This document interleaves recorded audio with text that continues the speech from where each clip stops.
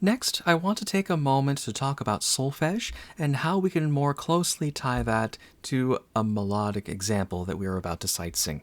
If you have done the breezing through examples, or rather, the breezing through drills, and have gone through all the lessons, then I'm confident that you know what the solfege syllables are: do, re, mi, fa, sol, la, ti, and do.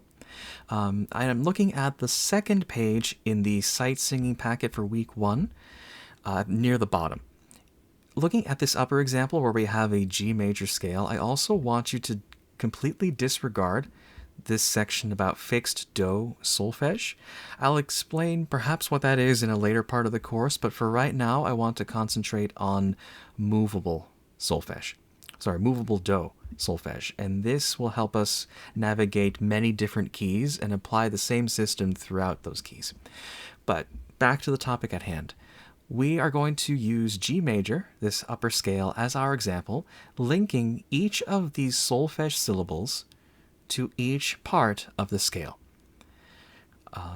So G is the first note in the scale. That is scale degree 1, and that is what we refer to as do. Moving on, the second scale degree is A, and we call that re. B is mi, etc. So primarily, I want you to try and associate solfege with scale degrees. I think that would be much easier to do because you already know how to read the notes, no problem. And the similar process can be applied using movable do if we switch to C major.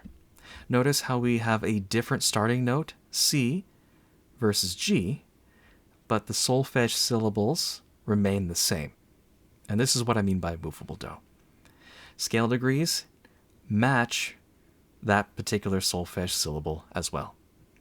If you ever see an icon like this in any of the textbook examples where it looks like a circle with a slash and an X, I want you to understand that as tonic.